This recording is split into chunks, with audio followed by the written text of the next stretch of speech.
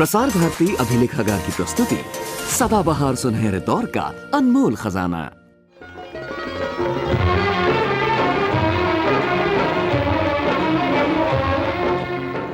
आज जिस हस्ती से हम आपको मिलवा रहे हैं वो अंधेरी दुनिया में रहने वालों में से एक हैं जो पर्दे के सामने वाले सितारों की चमक में इजाफा करते हैं। मिलिए कैमरामैन श्री राजेंद्र मलोनी से। हेलो। मलोनी जी, कुछ चेहरे तो बहुत ही खूबसूरत होते हैं लेकिन फिल्म के पर्दे पे अच्छे नहीं लगते, और कुछ जाती तौर पे देखने में बिल्कुल अच्छे नहीं होते लेकिन कैमरे की आंख उन्हें बहुत ही हसीन बना के पेश करती है। ऐसी हालत में कैमरामैन क्या करता है?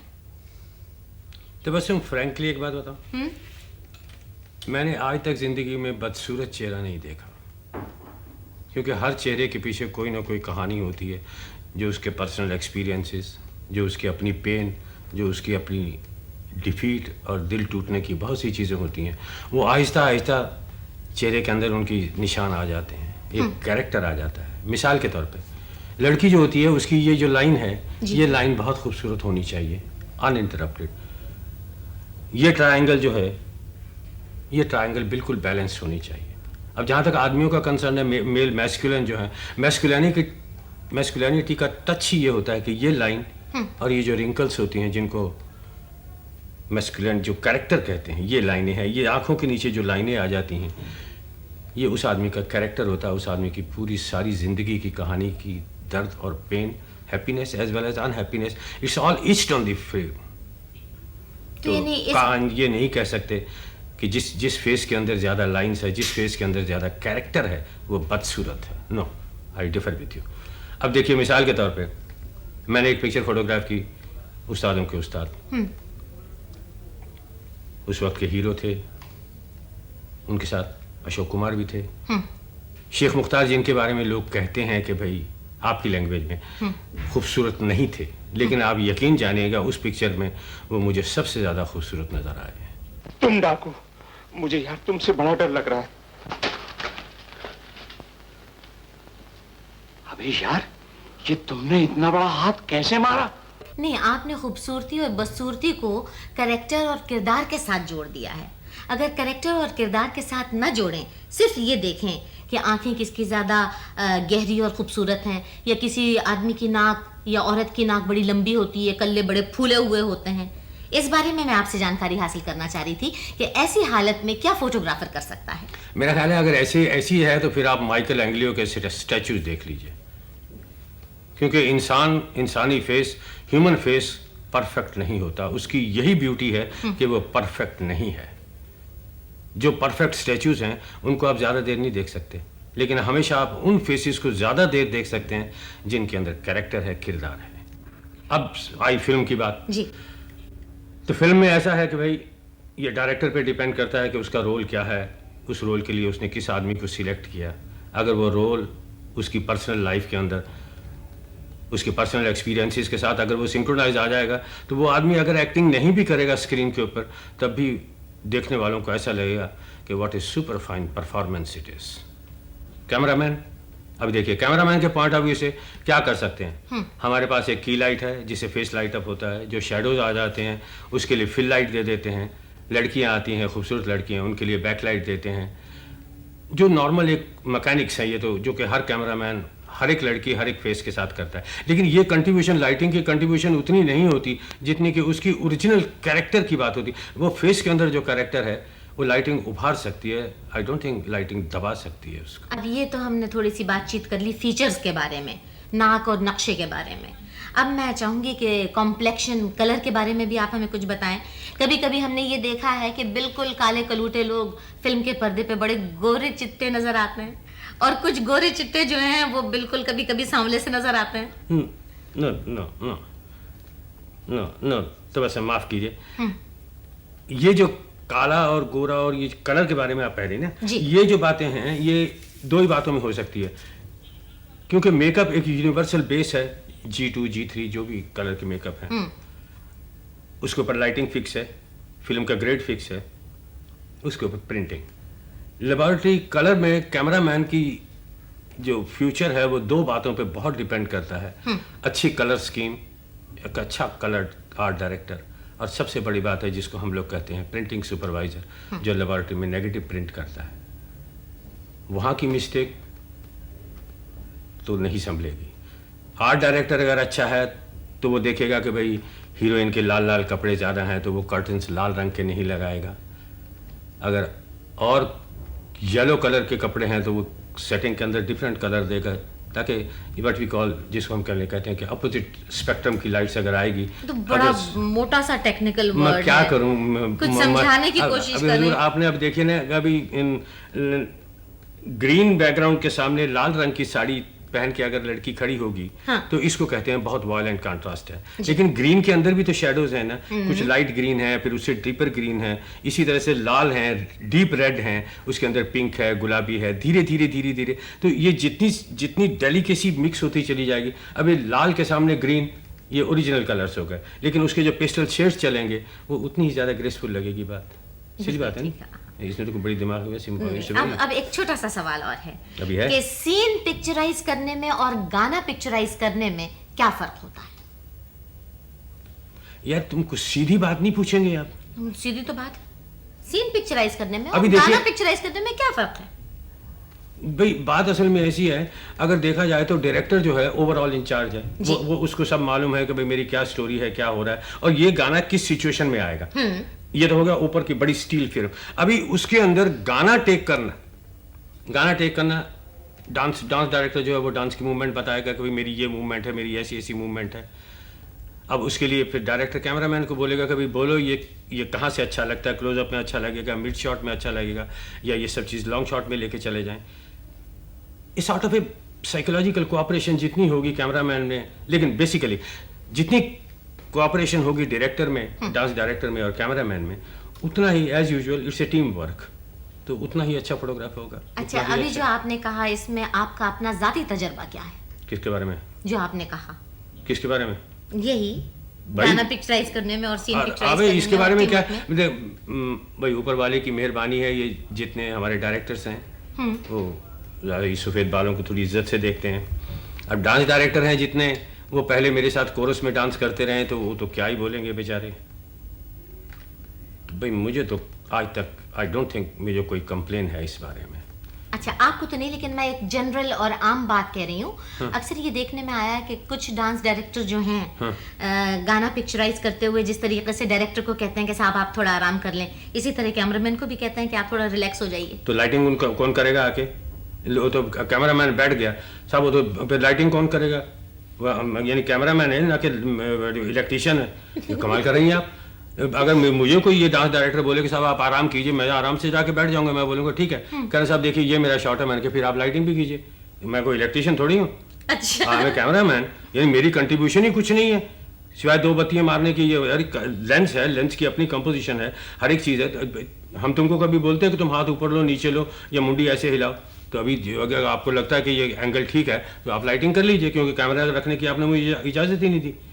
एंड सेकंड तो बस नो, मेरे साथ आज तक ये कभी नहीं हुआ, और अगर ये कभी खुदा ना खास्ता हो भी, I will definitely appeal director को कि भाई बोलिए क्या करना है, या तो ये करे या मैं करूं। ये तो मेरी ईगो का सवाल है। बिल्कुल। फिर अच्छा, ये ऐसे बाल सफेद हो गए हैं? क्या बात कर रही हो? अब मुझे ये बताएं कि फोटोग्राफी में लोकेशन क्या अहमियत रखती है?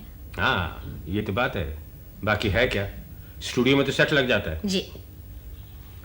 टेबल रख दो, एक कुर्सी रख दी, हो गया। इसको कहते हैं एडिटिव कंपोजिशन, जो स्टूडियो में हम करते हैं। भाई कहना यहाँ कुर्सी चाहिए, एक उठा के कुर्सी रख दी, कहना भाई यहाँ एक गमला हो जाए कुछ। आर्ट डायरेक्टर भी, ये आर्ट डायरेक्टर की कंट्रीब्यूशन है। हाँ। लेकिन जब आउटडोर में जाते हैं, आउटडोर में गए साहब और आपने जाके कैमरा लगाया, अब आपको लगा कि वो पहाड़ के पीछे एक दरख्त चाहिए, अब क्या करेंगे? दरख्त तो लग नहीं सकता। तो आउटडोर में जब कैमरामैन जाता है तो जो यहाँ पे इंडोर में सिलेक्टिव कंपोजिशन होती है, इंडोर में जो एडिटिव कंपोजिशन होती है वो आउटडोर में जाके सिलेक्टिव कंपोजिशन बन जाती है। इंडोर में यह है कि क्या चीज़ें ऐड करना, आउटडोर में यह है कि क्या चीज़ें ऐड करने की सवाल ही नहीं पैदा होता। आउटडोर में यह है कि कौन सी चीज़ें नहीं लेना, अवॉइड करना, ताकि जो थीम है, जो यूनिटी ऑफ कंपोजिशन है, वो डिस्टर्ब नहीं हो। बाकी अगर और ज़्यादा पूछना है तो बहुत टेक्निकल मामला हो जाएगा। बोलिए। और ज़्यादा टेक्निकल में नहीं जाएंगे। अच्छा, दूसरी बात, सबसे ज़्यादा आउटडोर में स्काई इंपॉर्टेंट है। अगर आउटडोर शूटिंग करते वक्त अगर हालात इजाज़त दें, हाँ जल्दी कर दो जल्दी कर दो जल्दी कर दो, अगर वो नहीं है हाँ। और टॉप लाइटिंग नहीं है, तो स्काई और लाइटिंग जो है, स्काई की अपनी एक लैंग्वेज होती है, क्लाउड्स। बादलों की खूबसूरती। एक स्काई एक अपनी ज़बान बोलता है, एक अपनी लैंग्वेज बोलता है, और जो कैमरामैन स्काई की लैंग्वेज नहीं समझता है, I am very sorry for him.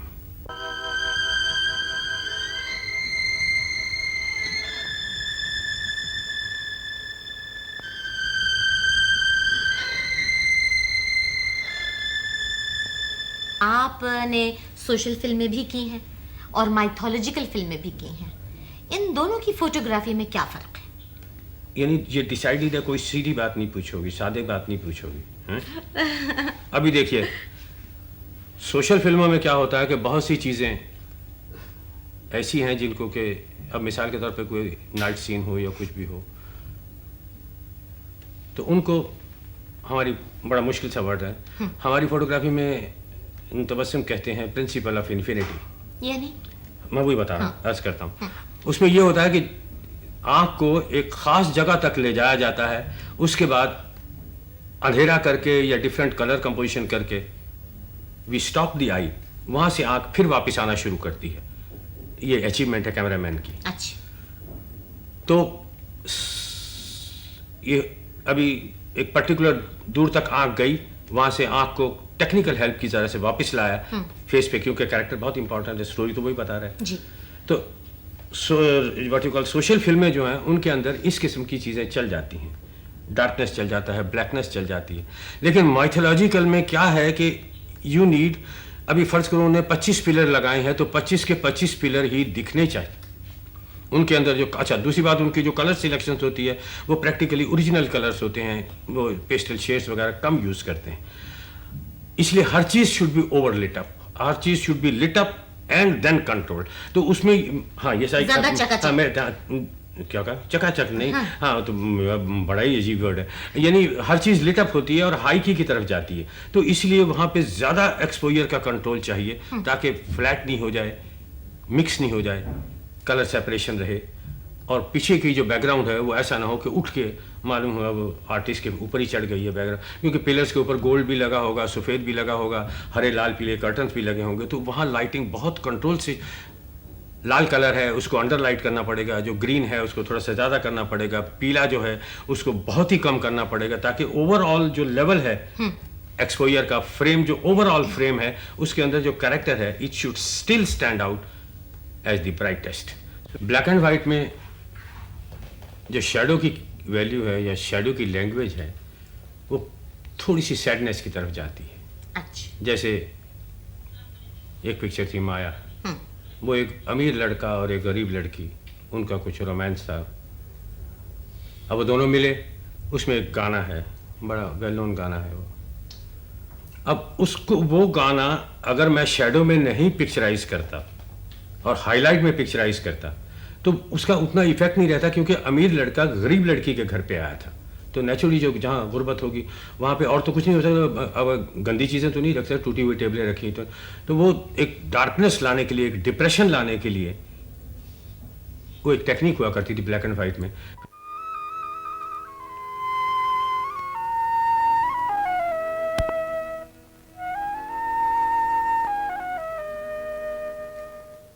तस्वीर तेरे दिल में जिस दिन से उतारी है, फिरूं तुझे संग लेके, नए नए रंग लेके, सपनों की महफिल में। अब हमें ट्रिक फोटोग्राफी के बारे में कुछ बताइए। तो वैसे हम ये ट्रिक फोटोग्राफी, इसको जितना क्रेडिट मिलना चाहिए, जितनी इसके पीछे लेबर होती है, जितनी इसके पीछे मेहनत, एक्सपेंसेस और टाइम लगता है, मुझे नहीं लगता कि कोई भी आदमी ये रियलाइज़ करता हो कि ये कितनी मुश्किल बात है।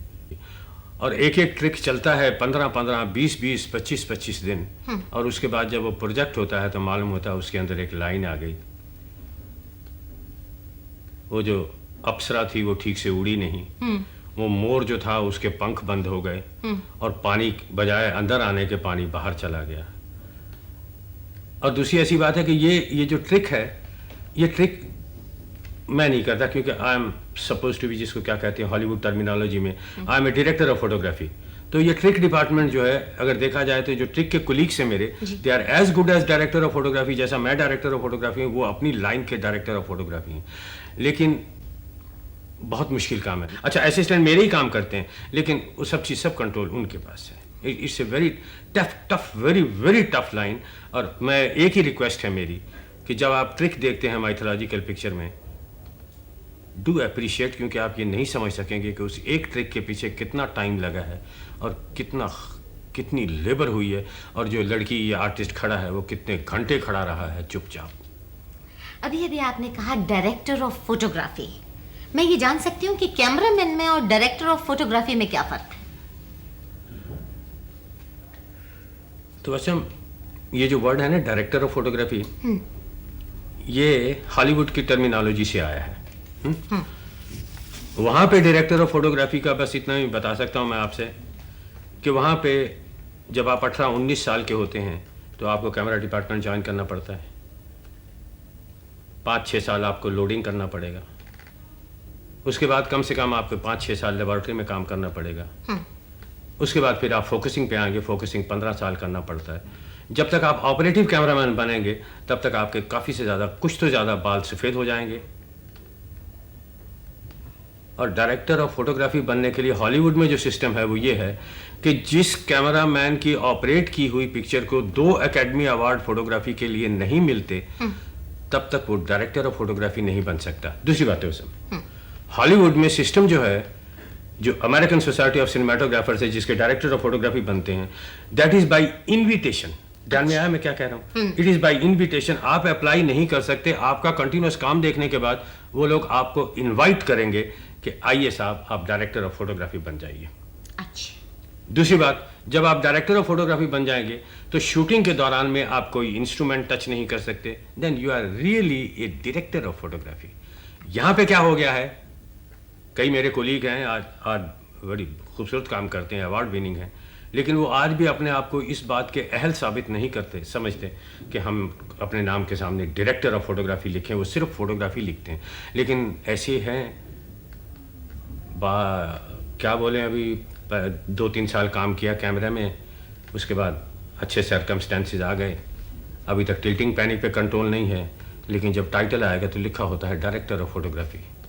बाकी आगे स्टोरी आप समझ लीजिए। अच्छा, मेरा ख्याल है वो इसमें बिलीव करते होंगे कि खुद जो हाथ में उठा ले मीना उसी का है। बस पक्की बात। अच्छा, अब एक सवाल मैं और पूछूंगी कि आप बरसों से फिल्म लाइन में हैं और हर दौर के डायरेक्टर के साथ आपने काम किया है, तब और अब में क्या फर्क है? तो मैं नंदलाल, जसवंत लाल, महबूब खान, सबके साथ I had a honour to work. कईयों के साथ एज ए कूली, कईयों के साथ एज एन असिस्टेंट, और कईयों के साथ एज ए कैमरामैन। साउथ के भी मैंने प्रैक्टिकली सबके साथ काम किया। चाणक्य रेड्डी हैं, मिस्टर ए भीम सिंह, जिनके साथ लोफर किया मैंने, और सबके साथ काम किया। एक बात है तो बस हम उन लोगों में, पहली बात तो ये है कि वो जल्दी से डायरेक्टर नहीं बनते। एक सिस्टम है, असिस्टेंट रहेंगे, first, third, second, first, assistant रहना, सिंक्रोनाइजेशन करना, एडिटिंग, सब जगह वो काम करते हैं। All round they know, they may not be masters, but at least they know the fundamentals of every job, editing, printing, जो भी है। बिल्कुल। तो इससे क्या होता था, एक तो टाइम बचता है, शॉर्ट डिवीजन क्विक होती है, और सबसे बड़ी बात जो वो ये है कि एज ए कैमरामैन जब आप किसी सीजन डायरेक्टर के साथ काम करेंगे तो आपको लाइटिंग में कभी तकलीफ नहीं होगी। ये टेस्ट है एज ए कैमरामैन जो मैंने आज तक समझा है। अगर किसी एक शॉट कट करने के बाद अगर दूसरे शॉट में मुझे तकलीफ होती है लाइटिंग की, तो विद ड्यू रिस्पेक्ट, तो मैं हमेशा एक ही बात सोचता हूँ, he is a bad director. जैसे ऐसे वक्त बीतता गया, नए लड़के आते गए, शौक भी है, कुछ है भी, लेकिन गड़बड़ क्या है सबसे ज़्यादा कि वो ये सोचते हैं कि जो मैकेनिक्स हैं डायरेक्टर की, कैमरे के बारे में, मूवमेंट, एडिटिंग के बारे में, साउंड रिकॉर्डिंग के बारे में, ये नहीं भी सीखे तो चल जाएगा। ये नहीं होता है।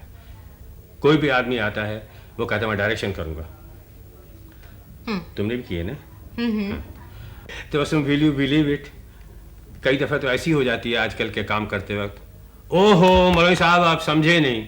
तो मेरा ख्याल है टाइम बीतने के साथ साथ जैसे जैसे टाइम बीतता जा रहा है मैं ना समझ होते जा रहा हूँ बजाय सीखने के। तो अब बोलिए, अब मैं और क्या कर सकता हूँ? नहीं, तो इसका मतलब ये है कि आजकल अच्छे डायरेक्टर्स नहीं आ रहे हैं। मैं ये नहीं कहता, नो। देखिए ये बहुत ही नो, मैं ये नहीं कहता, क्योंकि डायरेक्शन देखो तो बस डायरेक्शन एक ऐसी चीज़ है, अगर आपकी पल्पिटेशन ठीक है, अगर आपकी दिल की धड़कन ठीक चलती है, you can be a very fine director. लेकिन मैकेनिक्स तो आनी चाहिए आपको, वो तो कैसे सीख जाएंगे, वो तो काम करना चाहिए। बिल्कुल। अब आर्ट फिल्मों के बारे में आपके क्या ख्यालात और तासुरात हैं? क्या कहा? आर्ट फिल्मों के बारे में। Art film? हाँ, ये मैं अपनी तरफ से नहीं कह रही हूँ, जो जमाने में एक हवा चली हुई है उसका जिक्र कर रही हूँ मैं। Art film? भाई तो बस में एक सीधी बात, पहले एक बात बताइए, ये आर्ट फिल्म जब कंप्लीट हो जाती है तो सेंसर होती है, यूनिवर्सल एग्जीबिशन के लिए जाती है ना। बिल्कुल। तो आर्ट किधर रहा इसमें? ये कहिए कि आर्टिस्टिक फिल्म। आर्ट फिल्म ये तो नहीं है कि भाई फिल्म बनने के बाद एक छोटे से 2-4 आदमी इसको देखेंगे, वो लोग इसको कमर्शियली रिलीज करते हैं, तो where is the art film? अगर इस तरह से आप कहेंगी तो साहब एक आर्ट फिल्म हो गई, फैमिली ड्रामा हो गया, एक्शन फिल्म हो गई, म्यूजिकल हो गई, माइथोलॉजिकल हो गई, पीरियड फिल्म हो गई। भाई तो वैसे मोस्ट हम्बली मैं आपसे अर्ज़ करता हूँ, ये नई नई टर्मिनोलॉजी जो है ये तो अभी शुरू हो गई। हमारे वक्तों में तो या तो अच्छी फिल्म होती थी या बुरी फिल्म होती थी, तीसरी तो मुझे नहीं लगता कोई था। अच्छा, दूसरी बात, अगर ये आप हिंदुस्तान की गरीबी और गलाजत दिखाते हैं तो हिंदुस्तान का ताजमहल और एटॉमिक एनर्जी कमीशन ये भी तो दिखाइए। बिल्कुल। ठीक है, बिल्कुल। हिंदुस्तान में खूबसूरत गंगा भी बहती है, ठीक है। अगर झोंपड़ियाँ हैं तो जो गवर्नमेंट और ये जो दूसरी एजेंसीज काम कर रही हैं उन्होंने अच्छे अच्छे मकान बनाए, छोटे ही सही, वो भी तो है। हरे खेत भी तो हैं, वो आप क्यों नहीं दिखाते? हर खेत सूखा हुआ है, आप दिखाइए। मैं ये नहीं कहता हूँ, जो फैक्ट है okay, you are welcome to it, लेकिन एटलीस्ट एक सिनिकल एटीट्यूड तो मत रखिएगा गरीबी की तरफ। क्योंकि और एक और पर्सनल क्वेश्चन है कि जो डायरेक्टर ये पिक्चर बना रहा है, अगर वो गरीबी के साथ सिंपैथाइज नहीं कर सकता, उसको कोई राइट नहीं है, क्योंकि ये भगवान की मेहरबानी है कि उसके पास 2 वक्त की रोटी है और वो आज वो अच्छे सर्कमस्टेंसेस में है। अब if he is talking to उन लोगों की लाइफ डिपिक्ट कर रहा है जिन पे ऊपर वाला उतना मेहरबान नहीं है, तो don't you think he should sympathise with it rather than having a pseudo intellectual and A cynical attitude towards that. और ये गलाजत दिखा के और ये सब चीज़ें दिखा के खुद अमीर होना, that is the, I think that is a very ugly face of imperialism. बिल्कुल सही कह रहे हैं। Isn't it? अब आर्ट फिल्मों के कैमरामैन जितने हैं उनको एक मेरा मैसेज है कि देखिए साहब, फोटोग्राफी जो है इसकी अपनी एक लैंग्वेज है, ये सबसे सुपीरियर आर्ट है। और आज भगवान ने आपको चांस दिया है कि आप एक आर्ट फिल्म के या कोई भी फिल्म हो उसके आप कैमरामैन हैं, उसके आप डायरेक्टर ऑफ फोटोग्राफी हैं। तो हुजूर कम से कम जो कैमरामैन की ड्यूटी होती है, good exposure, good composition, saturation of colours, movement, nice operating, tilting, panning, ये जो एक स्मूथ पोइट्री क्रिएट करता है, ये डेफिनेट होनी चाहिए आर्ट फिल्म के नीचे। Please don't become incompetent technicians. Thank you.